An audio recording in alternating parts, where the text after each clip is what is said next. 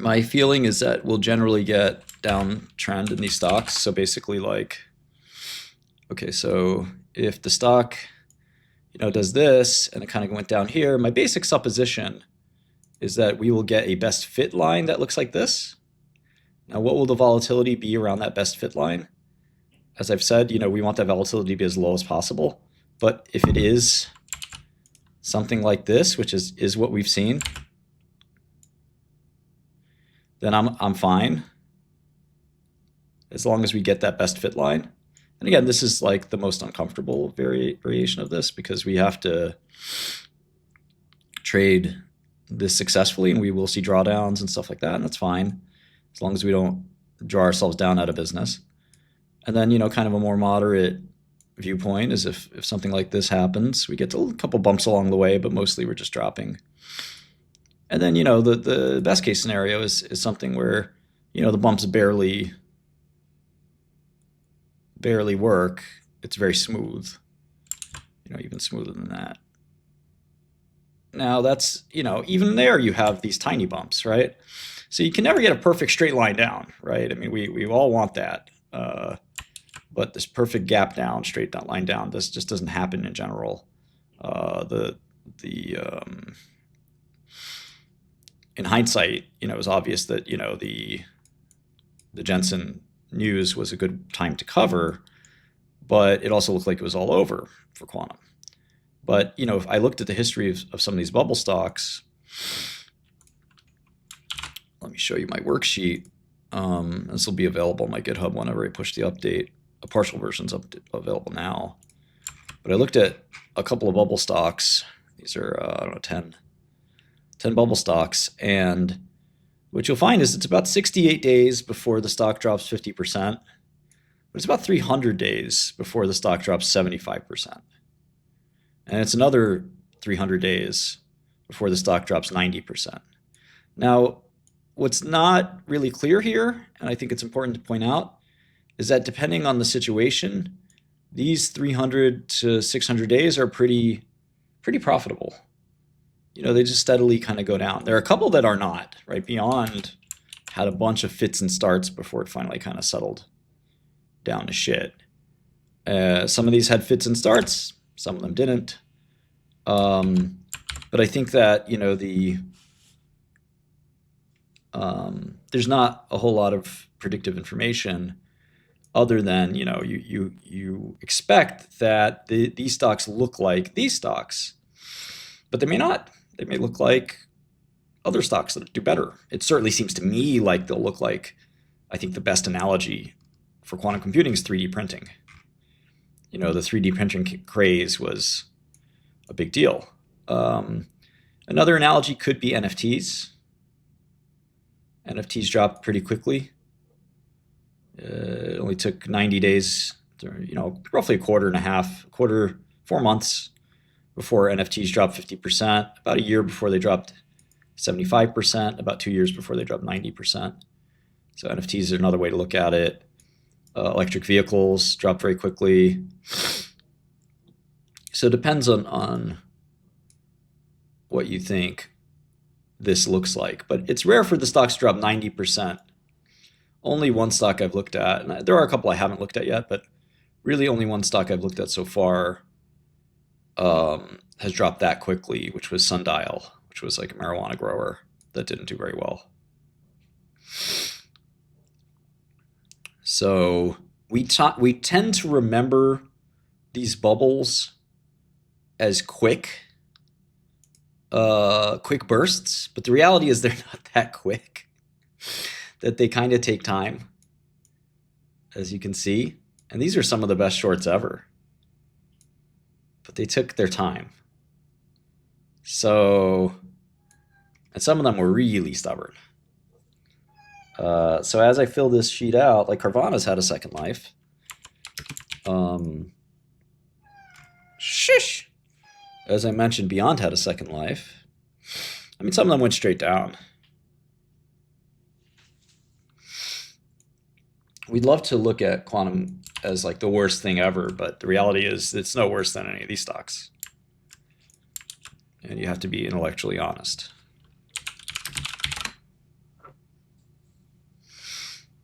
Is Virgin Galactic still trading? Virgin Galactic had like this double top. Let's do Virgin Galactic real quick. Let me add this here. So the peak date of Virgin was, well, let's get the date first. The peak date looks like it was 6/25/21. And the peak close price was 11/18/20. The first 50% drop was whenever it closed below 559. It did that.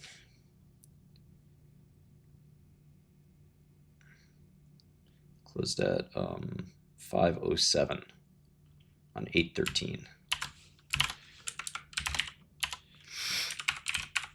So that was pretty fast. 49 days. That's actually one of the fastest. And it was mostly down. That's, again, the good news, is if you think, oh, I don't want to wait 49 days. I want this to happen today. Well, it was actually just down a lot. And it had very small bounces. It was mostly just straight freaking down into that. So keep that in mind. The next date, which was down 75, was whenever it closed below 279. And again, this was like almost a y equals x, or y equals negative x, or straight line 45-degree angle down. And that was pretty quick as well. It closed at 267.60 on New Year's Eve. 267.60. So nobody would mind. In fact, it'd be quite preferable if we were short these stocks and they didn't go down right away, but they went down like every day over the next, in this case, 6 months. And that's what I think will happen here. If we get something like Virgin Galactic, we'd be very happy. Now, Virgin Galactic was one of the better cases here. Not all of these were that smooth rides. This has been a bumpy ride, and it may continue to be a bumpy ride. We don't know, but I do think we will inevitably get people to give up. And what ended up happening with Virgin Galactic is you had bag holders basically just give up over time. And there's still baggies, right, that are just looking at the stock saying, oh, well, maybe it'll come back someday. And it's split. It's currently trading at 5 from 1,000. So it's down 99, percent, 99.9% from the high. But I'm sure people who still think it could come back and that they're long space and they're doing something interesting with their investment. We are not so naive. So 106.20, like September 22. So that took 433 days before it went down 90%, 9/16/22.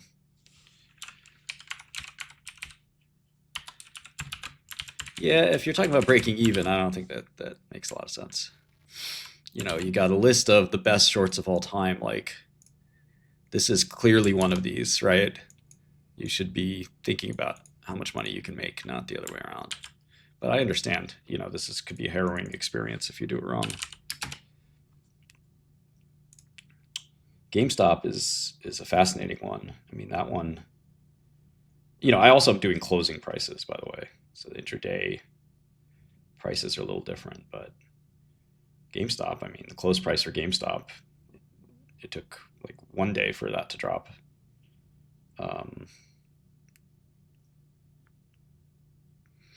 That was a really crazy one. How about Ginkgo? Ginkgo is a funny one.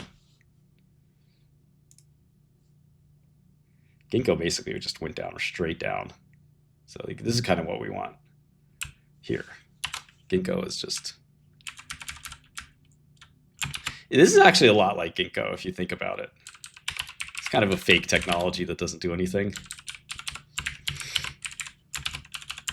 Ginkgo was talking about how they were like, they had the greatest lines, man. They were like, we are the, what'd they say?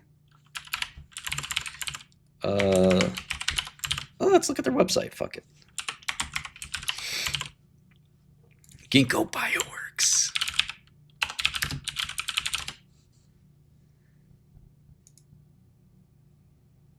Look how dramatic. It's fucking penny stock. It's not pharma. It's not pharma. There's nothing to do with pharma.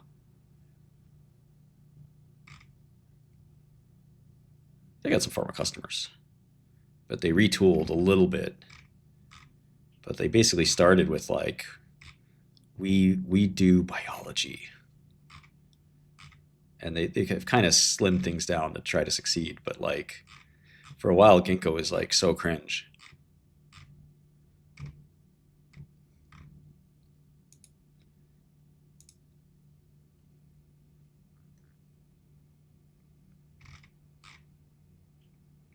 Like this bullshit, come on.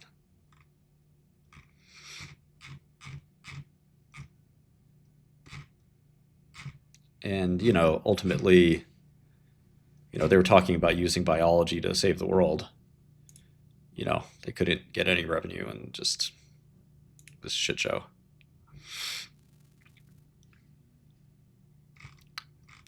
Cell programming. These nerds. Biology is special. Our pets, our families, our food, our oxygen. Our children are born with wonder about the living world. Man, get to this money. What is this shit? We are unifying all of these tools. The era of Moore's Law is coming to a close. Really? The fuck you know about Moore's Law? Fuck. I would smack these guys.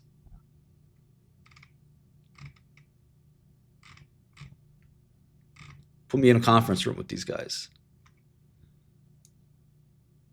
Mush their heads. Just very like pie in the sky bullshit.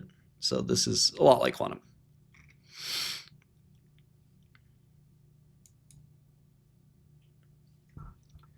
So the stock's gone from, let's look at the stock price. 558. Okay, it's at 9 right now. So it's not down 99% yet, but it's down 98%. So they're close. They're close.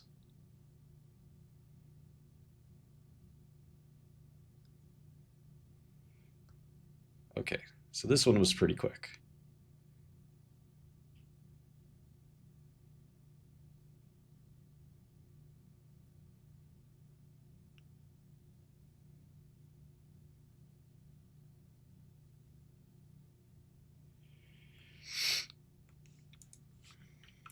Ah, phase. Thank you. Yeah, I forgot about phase.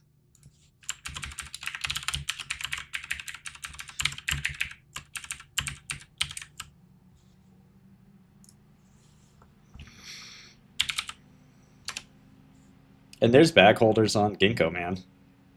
There's people who think Ginkgo's going to come back. It's going to come back, bruh. Don't worry.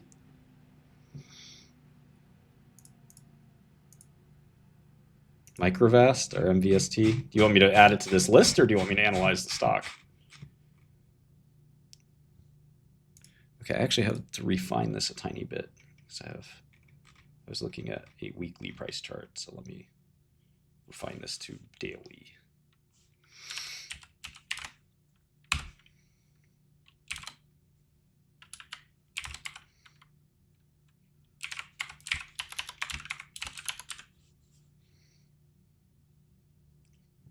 This was 11, 821, 596.80. This is like the history of bag holding. My brother messaged me the other day. He said, what's a bag holder? It took me all the temptation to not say you. Yeah, so the ideal situation is Ginkgo. So wait. Ginkgo just basically was all down days every day. I guess one interesting thing we could do, my brother's in music. One interesting thing we could do is let's take the data, okay, and I'll do this on Godel. I'll do DNA, so this is Ginkgo, right? Equity, HP, and these commands work on Bloomberg, so when you use Godel, you're learning Bloomberg too. Okay, get all the data, and I'm gonna, actually, let me go back to 2021, I don't know. And I'm gonna hit download. And here I have the data. Great. So here's the CSV. And what I'm going to do is kind of interesting here. So the first thing I could do is I can do equals max. This is a little more sophisticated, right? Okay. This goes back. We have to go back further.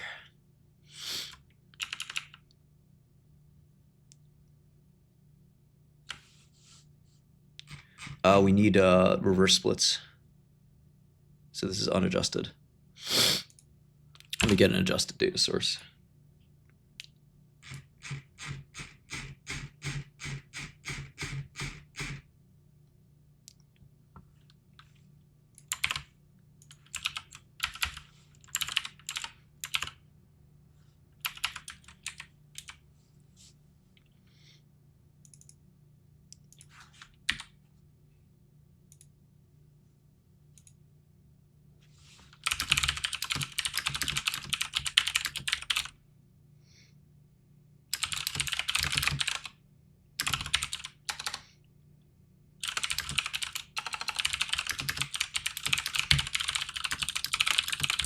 No, I don't care about RFK. What kind of stupid shit is that?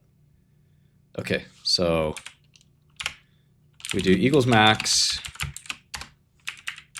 Is this sort of giving me the same problem? Oh, okay. Here's a 1 for 40 split on this date.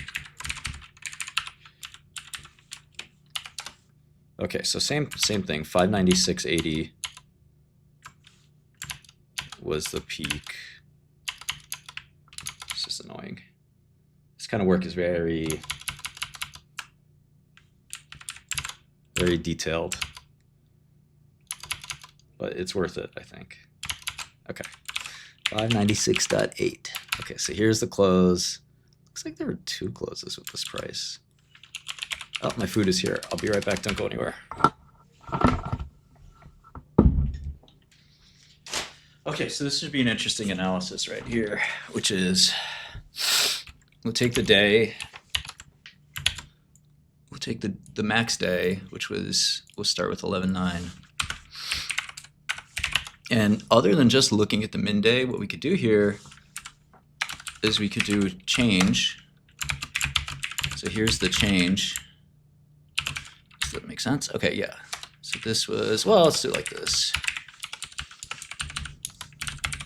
Okay, so here are the change prices, right? We don't need volume in this case.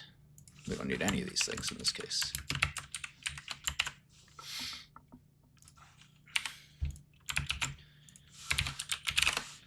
Okay, so this will be fun. We could basically say, okay, what was this day again? 11/9/21. We're gonna say, God damn it, this fucking cat is annoying.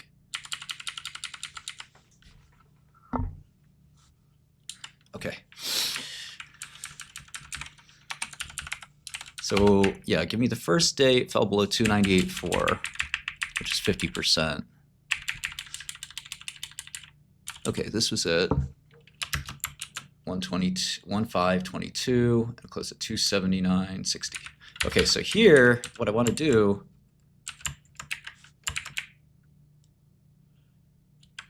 is do an if statement. So if, and you can even do something like this, count if. So count if,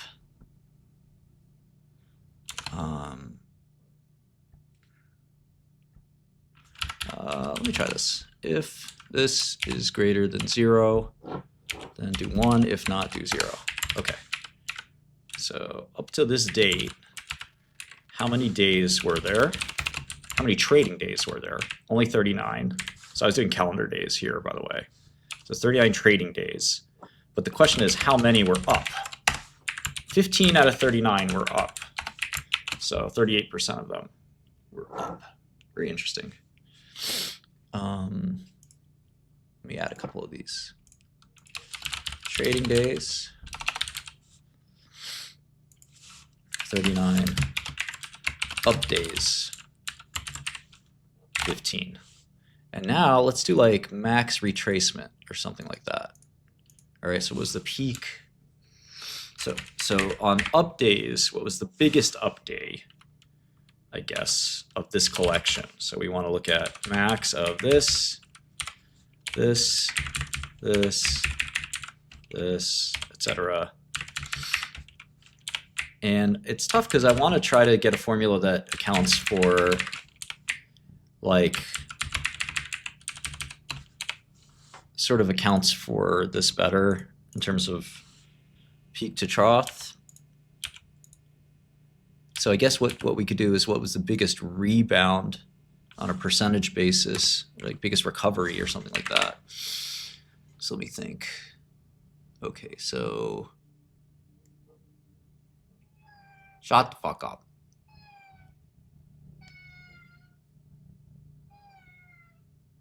So we would say like, okay, take this, and you would say divide it before the last peak, right? And so here you would take this and divide this in the last peak. And what you're worried about, I guess, is if you get a higher high. I think that's the fear when you're shorting these stocks, right? Nobody minds a down day, but an up day can be a little frustrating. But you can see that these up days are generally a lot less than the worst. They're always what some traders call lower lows. Now here's the first higher low. So this is a higher low. So the stock went from 544 or 596 to 434 or to 380, but then rallied to 434. So that's 7%. That's not a major problem there. And again, with statistics, we can sort of get a sense for any of this. But we don't mind a small rebounds, like 7%. It's totally reasonable. What's annoying is when we see a 50% rebound, like the one we saw yesterday or the day before. Max rebound, 7%.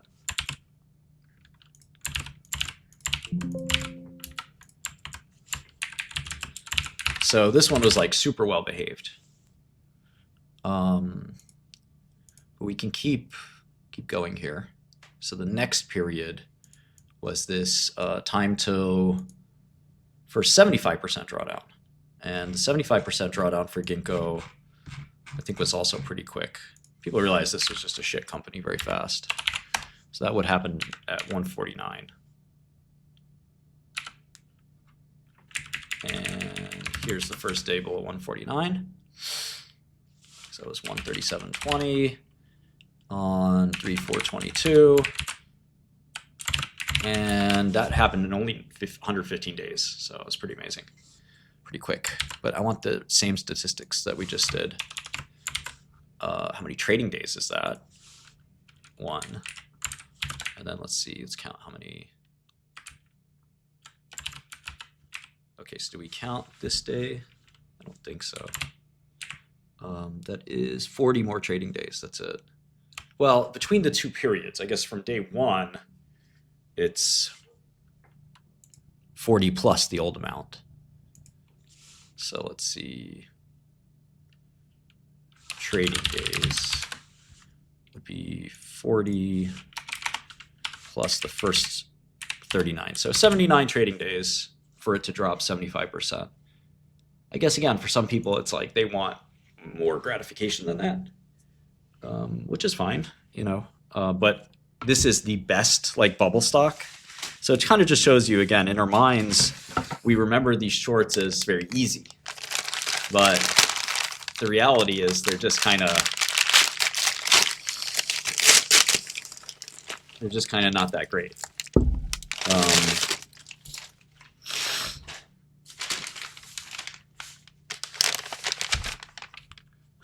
Omar, you're talking yourself out of a job. So anyway, let's see. Let's do a count.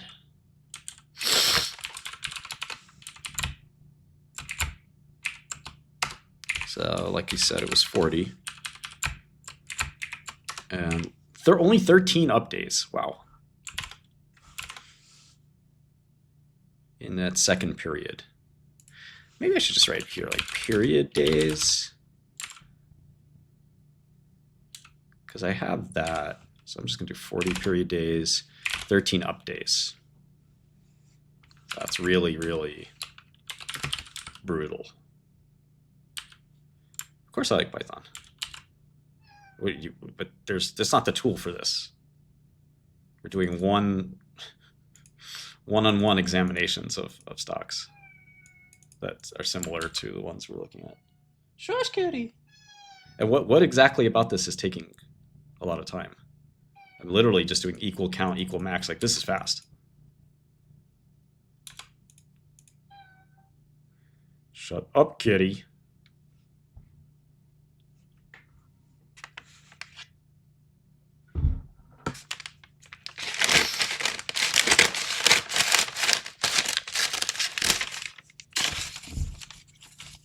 It's not even. It's 10 entries.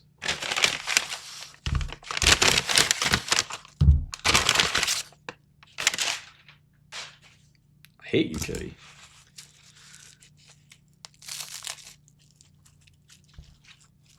I don't think that any of those drugs are quote unquote multimodal.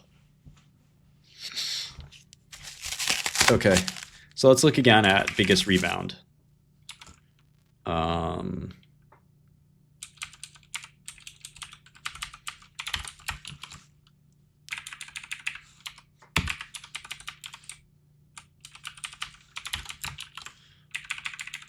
Okay, here's one. So this was and should we count it from trough, or we could do peak to trough as well, but here's one where it was 18% rebound, high to high. I don't know if we care about the peak to trough or not. I think we do.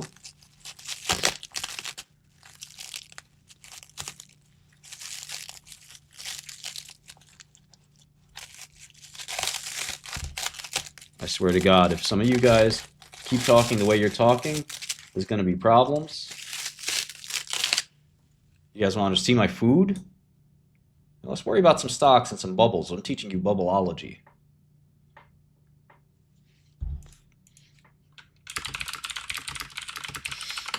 Teaching about bubbles, bro. You were worried about some fruit. Fuck the fruit. Pay attention.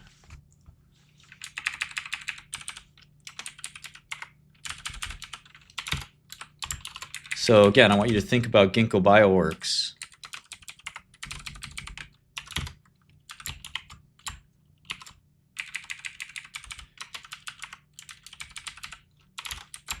And notice very few rebounds.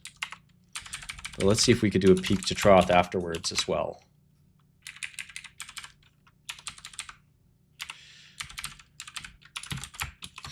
My definition of a rebound here is a little rough, to be fair. But here, max rebound was 18%, which is very sustained. You can survive 18%. And it's kind of the opposite of in hedge funds. Sometimes you look at drawdowns and drawdown recovery time. So like, how long did it take to get back to, good portfolio results? And I think that we're kind of doing the opposite here. We're looking for drawdowns, and we want to see how many draw ups are there and what's the peak time to recovery.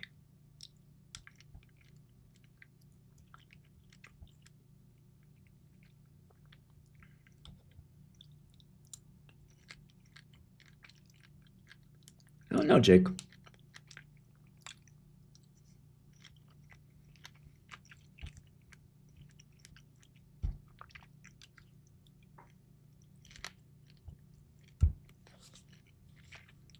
Okay, maybe this is a better way to do the drawdown. Let's do equals max this period. And it looks like the absolute top was the minus 50% day. But let's look at the min. And it looks like that was the minus 50% day. So this was like fairly well behaved.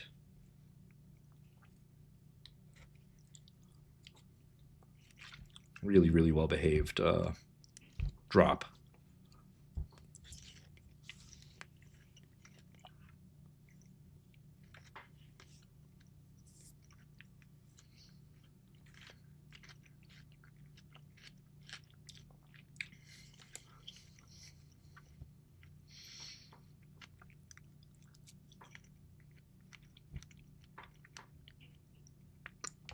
BNGO.